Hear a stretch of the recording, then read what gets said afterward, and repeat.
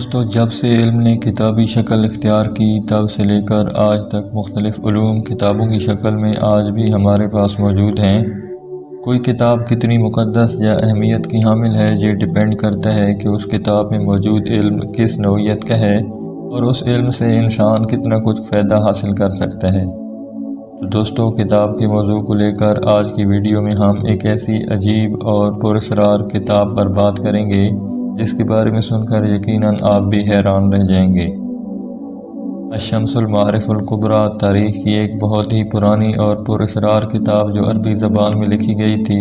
ایسی روحانی عملیات پر مشتمل ہے جس کی وجہ سے اسے پراسرار ترین کتاب کا درجہ دیا جاتا ہے۔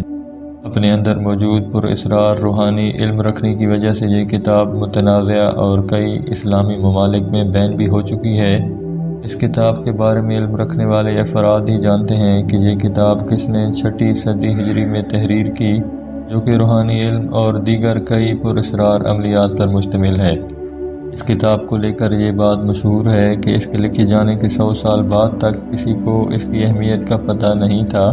لیکن پھر 100 سال بعد یہ کتاب تب منظر عام پر آئی جب لوگوں کو یہ پتہ چلنا شروع ہوا کہ اس کتاب کو پڑھنے والا ہر شخص ہی پاگل ہو جاتا ہے، یعنی جو بھی شخص اس کتاب کو پڑھتا ہے یا تو پاگل ہو جاتا ہے یا پھر اس پر جنات حاوی ہو جاتے ہیں۔ 100 سال تک تو یہ کتاب اسی شکل میں گردش کرتی رہی، لیکن پھر بعد میں کسی نامعلوم شخص نے اس میں رد و بدل کر کے اس کی کئی اور نسخے تالیف کر دیے۔ دوستو، یہ ایسی کتاب تھی جس کے بارے میں کہا جاتا تھا کہ جنات خود اس کی حفاظت کرتے تھے، کیونکہ اس کتاب میں کچھ ایسے علوم بھی تھے جن کے ذریعے ایک عام شخص بھی بہت سے جنات کو آرام سے قابو کرنے کی صلاحیت رکھتا تھا۔ لیکن پھر بعد میں کسی اور نامعلوم شخص نے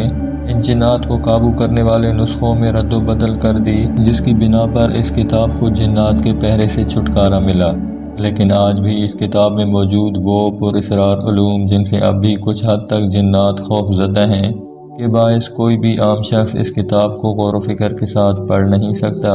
اور آج بھی اس کتاب کو پڑھنے والے اشخاص بہت ہی خوفناک قسم کی بیماریوں میں مبتلا ہو جاتے ہیں۔ علماء کی جانب سے اس کتاب اور اس کے مصنف پر تبصرہ تو کیا جاتا ہے، لیکن کچھ مورخین کے مطابق اس کتاب کے مصنف کو یہودی اور اس کتاب کو کفر کا مجموعہ قرار دیا جاتا ہے۔ انہی تمام وجوہات کی بنا پر اس کتاب کو متنازع قرار دیا گیا ہے، اور اس کتاب پر کئی مسلم ممالک میں پابندی بھی لگائی جا چکی ہے۔ 6 صدی ہجری تک یہ کتاب محمد بن علی بن زاہد کے پاس تھی۔ یہ شخص بہت ہی دولت مند تھا، لیکن مزید دولت کے حصول کی لالچ نے اسے یہ کتاب خریدنے پر مجبور کر دیا تھا، اور اس شخص نے بہت ہی بھاری رقم ادا کر کے یہ کتاب خرید لی تھی۔ یاد رہے کہ اس وقت یہ کتاب صرف وہی یعنی اسی ایک نسخے پر مشتمل تھی جو اس شخص نے حاصل کر لیا تھا،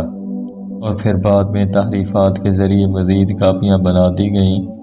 دوستو، کچھ عرصہ گزر جانے کے بعد محمد بن علی نے دعویٰ کیا کہ جب بھی وہ یہ کتاب پڑھنے کی کوشش کرتا ہے، اس کے سامنے اندھیرا اور ایک عجیب ہی بھوت نما مخلوق کا سایہ آ جاتا ہے، جس کی وجہ سے وہ شخص بے ہوش ہو جاتا ہے۔ بار بار کوشش کرنے کے باوجود جب وہ شخص ناکام ہو جاتا ہے تو اس کتاب کو ایک عالم دین کے حوالے کر دیتا ہے۔ عالم دین بہت سی کوششوں کے بعد اس نتیجے پر پہنچتا ہے کہ اس کتاب کی حفاظت پر جنات معمور تھے، کیونکہ کتاب میں لکھے کچھ ایسے جادوئی طریقے تھے جن کے ذریعے انسان آرام سے جنات کو قابو کرنے کے قابل تھا، اور چونکہ کتاب خود ایک پراسرار جادوئی عملیات کا روحانی ذخیرہ تھی، لہٰذا جنات خود بھی اس کتاب کو نقصان پہنچانے کے قابل نہ تھے۔ دوستو، ان چند واقعات کے بعد یہ کتاب منظر عام سے غائب ہو گئی، اور پھر 7ویں صدی ہجری میں جب یہ کتاب دوبارہ منظر عام پر آئی، اس میں موجود بہت سے نسخوں کو ختم کر دیا گیا تھا۔ اس کتاب میں موجود نسخے اور جادوئی طریقہ کار اب بھی بعض ایسے ہیں جن کو پڑھنے والا اگر کوئی عام انسان ہو جو اس بارے میں ذرا بھی علم نہ رکھتا ہو، وہ شخص ضرور کسی نہ کسی مصیبت کا شکار ہو جاتا ہے۔ مورخین کے مطابق ایک شخص ایسا بھی گزرا ہے جو کسی حد تک اس کتاب کو پڑھنے میں کامیاب ہو گیا تھا، لیکن چونکہ زمانہ قدیم سے تھا اس لیے اس کا نام و نسب تاریخ کا حصہ نہ بن سکا۔ البتہ اس شخص کو السائی کے لقب سے اب بھی یاد کیا جاتا ہے۔ السائی کا تعلق یمن کے قدیم شہر عدن سے تھا۔ السائی کے لقب سے مشہور اس شخص کی جانب سے شروع میں جب اس کتاب کے بعد ایسے حصوں کو حاصل کر کے ان پر عمل کی کوشش کی گئی جو کافی مشکوک ہونے کی وجہ سے ختم کر دیے گئے تھے، تو جنات کی جانب سے اس شخص کو روکنے کی بہت کوشش کی گئی، لیکن السائی چونکہ روحانی عملیات میں کافی حد تک ماہر تھا، اس لیے وہ جانتا تھا کہ جنات کس حد تک اسے روکنے کی کوشش کر سکتے ہیں، اسی لیے شروع میں ہی اس نے کچھ ایسے عمل کر لیے تھے جن کی وجہ سے جنات اسے تنگ کرنے سے قاصر تھے۔ اپنے عمل پر پوری توجہ کے ساتھ اپنے جادوئی عمل میں مصروف السائی قریب ہی تھا کہ جنات کو قابو کر لیتا۔ اچانک جنات نے اسے مات دے دی اور اسے قابو کر لیا۔ کئی سالوں پاگل پن کی کیفیت میں مبتلا رہنے کے بعد جب اسے ہوش آیا تو اس کی بتائی گئی باتوں سے ہی معلوم ہوا کہ وہ کس قدر مشکل حالات سے گزر کر آیا ہے۔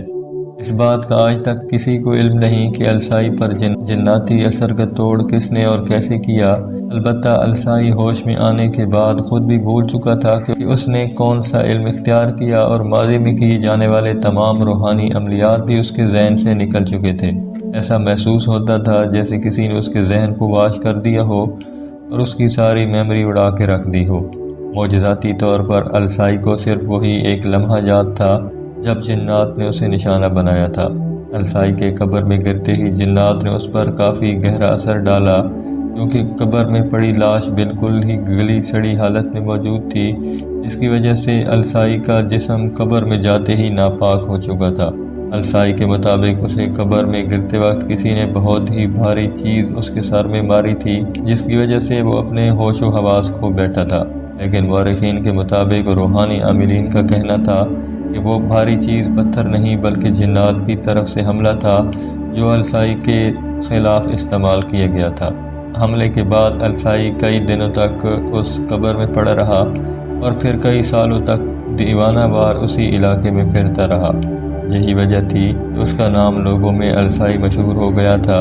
کئی سال بعد اپنے ہوش میں آنے کے بعد جب السائی نے لوگوں کو اپنے اس سارے قصے کے بارے میں بتایا تو کسی نے اس کا یقین نہیں کیا، لیکن بعد میں یہی تمام باتیں جب علماء اور روحانی عملیات کے ماہرین سے ثابت ہوئی تو السائی مشہور ہو گیا۔ دوستو، آج بھی یہ کتاب مختلف ناموں سے اور مختلف زبانوں میں موجود ہے، جسے مختلف عامل حضرات اپنے نام سے رد و بدل کر کے بیچ رہے ہیں اور لوگوں کو بیوقوف بنا رہے ہیں، لیکن یہ کتاب واقعی تاریخ کا حصہ ہے جس نے انسانوں سمیت کئی روحانی مخلوقات کو کافی حد تک مشکل میں ڈالے رکھا، اور نہ جانے کتنے لوگ اس کتاب کی وجہ سے اپنی زندگیاں تباہ کر چکے ہیں۔ تو دوستو، یہ تھی آج کی ویڈیو۔ نئے آنے والے حضرات سے گزارش ہے کہ چینل کو سبسکرائب کرنا مت بھولیے۔ نیکسٹ ویڈیو تک کے لیے اللہ حافظ۔